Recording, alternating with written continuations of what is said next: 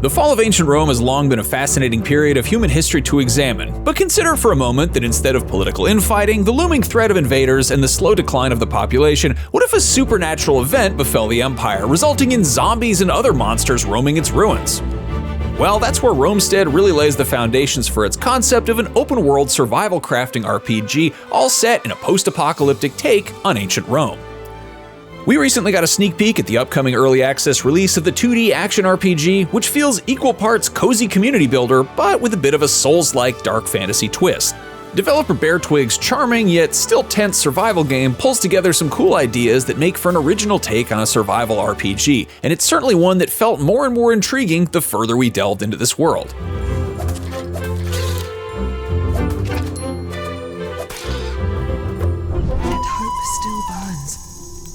Reunite the survivors. Set just after the fall of ancient Rome, the protagonist comes into contact with the Roman gods, who task them with rebuilding the empire and purging the land of supernatural threats.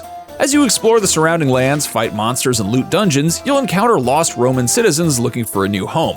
Once you've set up your spot for your base, new allies will join your effort, and you'll be able to steadily build up the settlement and move one step closer to restoring connection to the lost gods and rebuilding Rome. Much like Stardew Valley and Terraria, Romestead lets you create your own protagonist from scratch and prioritize particular skills and vocations, such as the sword-wielding legionary or the studious scholar. While the beginning goals and tasks are the same, and you can level up other skills as you progress, these different starting classes will give you the leg up in areas you want to invest time in during the opening parts of your journey. For instance, do you want to make chopping wood a little easier and have access to the axe from the start? Then pick the woodcutter and go from there.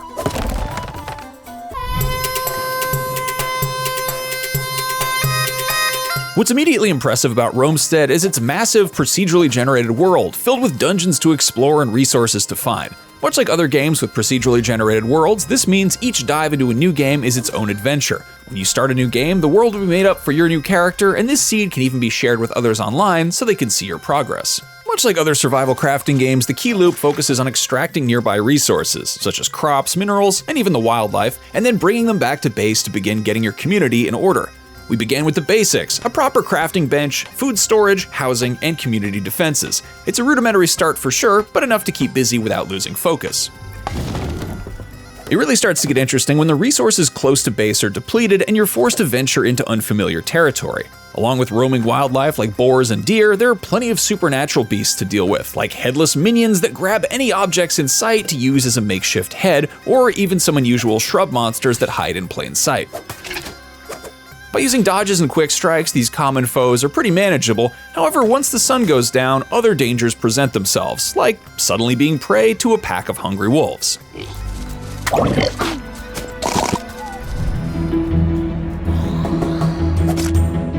Romestead has plenty of dangers lurking in the shadows, but nightfall is also when the zombies known as the Fallen venture out. In addition to their large numbers, they also come in different varieties outside of the common fodder, such as the large bloater-style zombie that blows up once its health drains.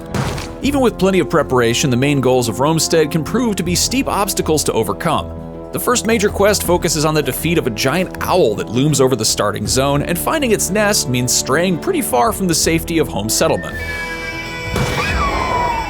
Once the fight started, it was clear we were outmatched. After respawning and collecting our dropped loot, we tried some alternate strategies. Then, of course, once victory seemed almost imminent, the boss entered its second phase, which turned the battle into a full-blown Dark Souls-style boss fight.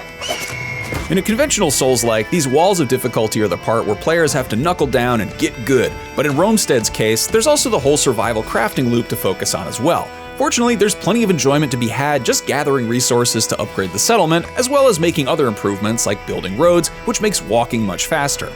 It's this aspect of Romestead that taps into that familiar cozy feel of building something from nothing. Invest time into creating a safer place for your community, and they'll help you out in return, presenting you with new opportunities to make better gear, which is what eventually gave us the edge to take out that jerk of a boss.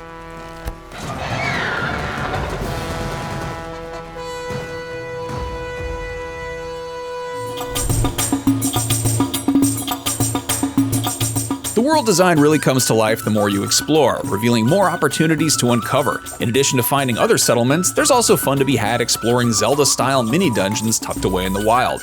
These dungeons are also randomly generated and range from quick excursions to a tucked-away chest to more involved encounters with elite foes guarding really good loot. The ones we found were mostly minor side events, but they still presented some challenges to overcome, especially with how quickly traps can take you out. And therein lies the big challenge with Romestead. It can be quite brutal with the stakes. In very much the same vein as a Souls game, death will require that extended jaunt back to get your gear that's tossed into the dirt, which can sometimes mean dying again shortly after. And this, of course, opens you up to other challenges, as roaming monsters will be ready to pounce on you. Still, that risk-reward adds to the sense of adventure that comes with each outing, and there's no shortage of surprises to uncover along the way. Romestead strikes a pretty deft balance between cozy crafting at your settlement and surprisingly tense combat and adventure while exploring the world. Tough but fair enemy encounters will require quick reflexes in the short term, while building a settlement and charting a path into this ancient post-apocalypse will require you to think a bit more strategically in the long term. Rome wasn't built in a day, so don't expect to rebuild it overnight, especially with hordes of zombies roaming around. What we saw in this early access build of Romestead was impressive, and we're eager to see what this wild mix of genres has in store for a more fleshed out adventure. For more on the latest upcoming games, check out our recent previews of Monster Hunter Outlanders and Mina the Hollower, and of course for everything else in the world of video games, you're already in the right place, IGN.